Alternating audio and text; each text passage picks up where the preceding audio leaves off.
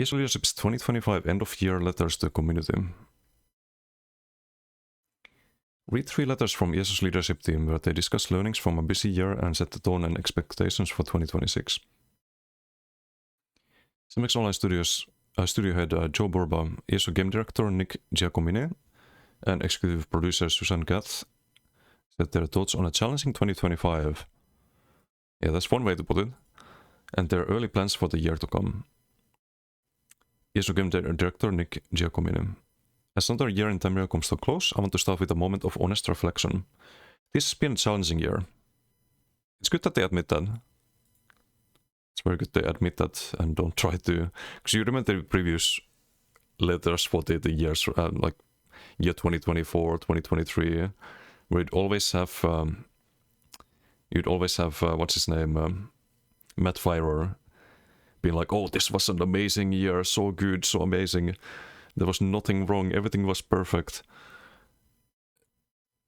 This is a lot less coping, I'm happy about that.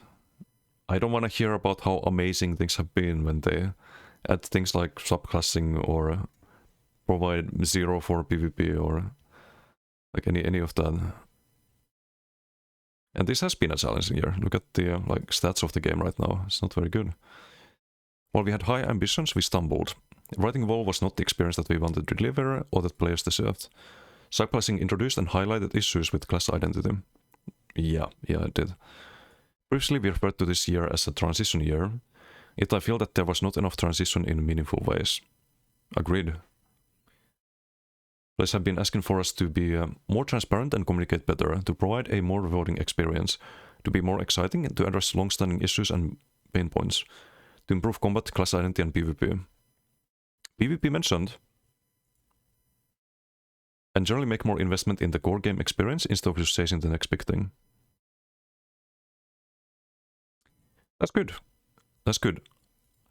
I hope this translates into BG changes as well.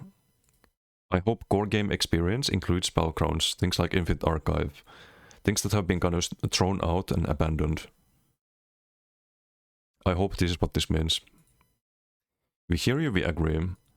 We've talked about change in the past, but there's been a disconnect with the words we've communicated and what we've released subsequently after those communications.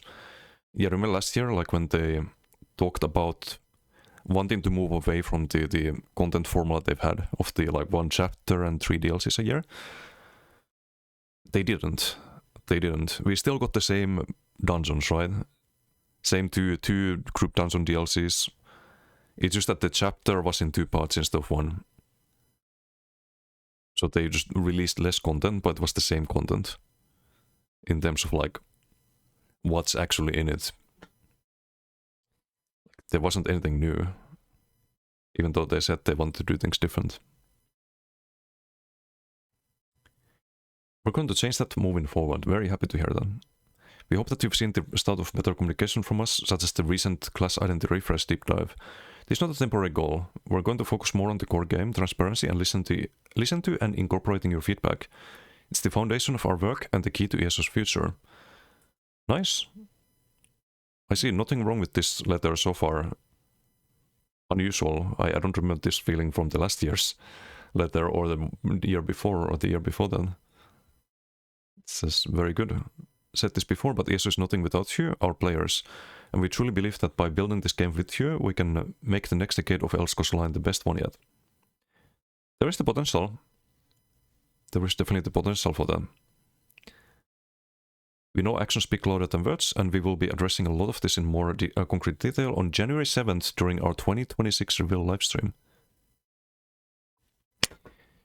That's very early in January this time. It was like January 28th or something last year. January 7th, okay, I'm gonna mark it down. Do that. This is the producer Susan Gath.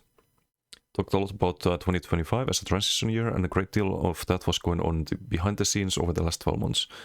Game as massive as ESO doesn't turn on a dime.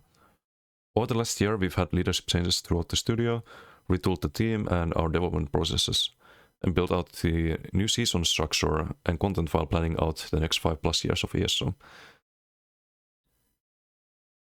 How is this new though? It's just the same structure. hopefully that changes. After 8 years of yearly chapter release, that means rethinking nearly everything from the ground up. We're not strangers to hard work, and it has been roll the sleeves up and get our hands dirty levels of work. But the team is excited, we're all excited to move into this new era.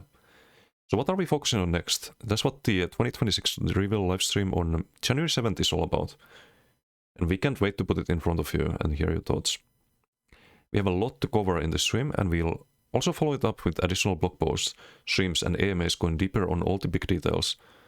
We'll also share more details in the following months on the topics, and topics we're only able to cover briefly in the show, such as the introduction of optional overland difficulty modes that offer greater challenges and rewards. Interesting.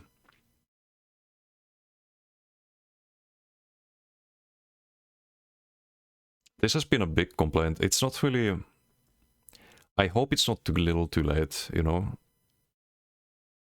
Because at this point, do I have the motivation to play through all of the content in the game again, just because there's a new difficulty mode? If there's achievements, if there's something meaningful for doing that, then answer is yes. If there's a good reason to do that.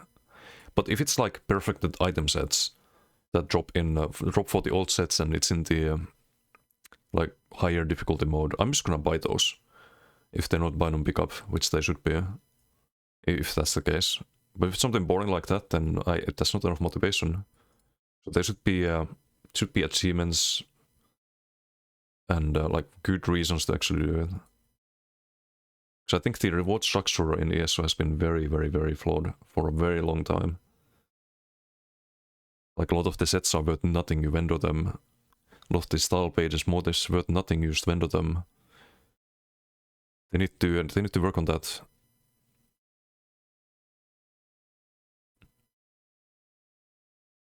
The livestream's main topics will be seasons, the new approach to ESO releases that replaces Content Pass.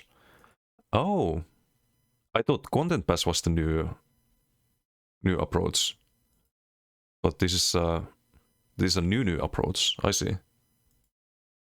Okay, it sounds good, but I guess we'll find out on January 7th.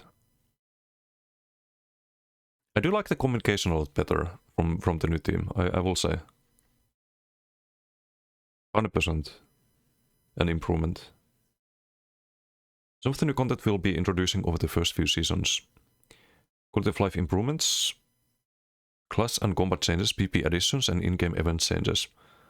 Very importantly, how are we going to approach all this so that we can surprise and delight you with new additions while working to better incorporate your thoughts and feedback as we tackle reworks and improvements to our core features. We'll go into much greater detail in the 2026 reveal livestream, so I'll just wrap up my part of this letter by asking you to join us on January 7th. Plus keep bringing us your questions, thoughts and ideas. Looking forward to hearing from you. Interesting. Don't think I want to be surprised. I think I don't mind if the people have the right priorities. And I think they might have the right priorities. This is all very good. It's what we've been saying for years that they should do. Just like add PvP stuff, like listen to player feedback, harder difficulty for Overland, like all of these things. Hope these are not just empty... Yeah.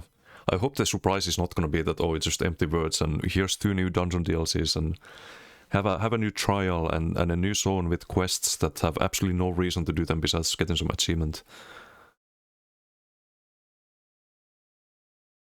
I hope it's more than that.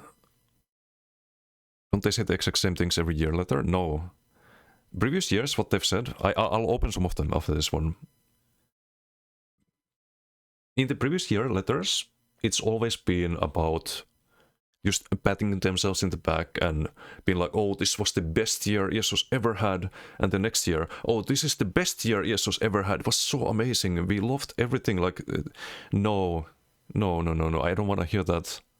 When there's so much like wrong and feedback not being listened to, and it's just tone deaf is the word. Letter for this year. Yeah, it is. Slendron, how you doing? One trial is not even enough. Yeah, it's not, but it's just I don't want to see like the same things every year, you know? I'm happy if they surprise us, if they actually change things that players ask for if they introduce different content. I think TOT was a good addition. I think Scribing was a good addition. I think BG Rework was good. I think new PvP zone that they're releasing is a very good thing. Like things that are different than just dungeon DLCs and a new trial. Of course they should keep releasing the other things too, but I'm happy if they do things differently. Studio head Joe Burba. So we hope you have already started to see communication with you is one of the first things about ESO that is changing, and those changes don't stop after January 7th. In 2026, the communication from us will be focused on the overall plan. We'll get into more practical information about what we will be testing and when, what kinds of feedback we are looking for to help us iterate, and what is changing based on that feedback. If you are reading this letter, chances are the things that truly excite you are learning the details of what we're doing, and then testing them out so you can help us deliver fun things to the community. 100%. We may try some crazy things, we may not always get it 100% right, but what we always want to get right is that you feel heard and that our actions prove it. We appreciate your support every year, but especially so this year. With all the changes in 2025 and the bumps that resulted, we found that focusing on the ESO fam motivated us and reminded us why we are all here, to make and play great games with our friends. Have a great end of year, and we will see you January 7th. I don't mind this letter, this is pretty good. This is pretty good. Let me find the 2024 one.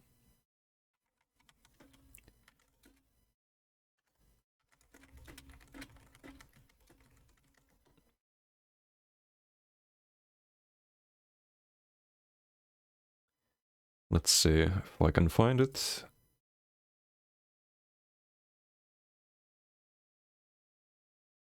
So this is for last year. Yeah, last year was last year Scribing? Scribing was good, but there was a lot of other shit that was just not too good. So compared to previous letter, 2024's content was among my favorite. Love the vibe, everything good, everything great. We did nothing wrong. Very satisfied with our story content and system updates. 2 new companions. You see the difference?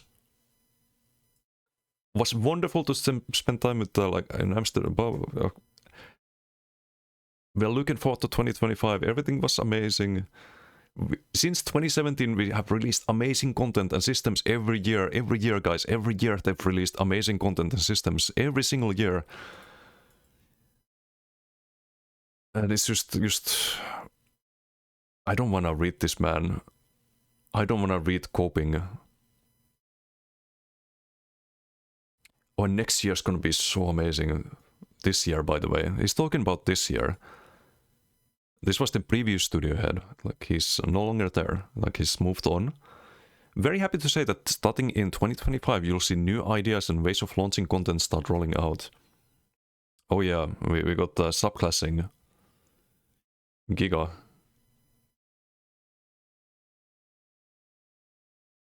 And this thing is just lies, man. Looking into 2025, we need to concentrate on different types of content to support all types of ESO players. Can you guys can you mention one thing that was different this year compared to previous year in the content releases? Not the subclassing. Like, there's always some new system like that, but different types of content, huh? Weird, because to me it seems like we got 2 dungeon DLCs, 1 new trial, and 1 new zone. We just got less stuff than last year, because we got 1 new chapter size zone, and we got nothing on the 4th quarter, because the zone was released in 2 parts.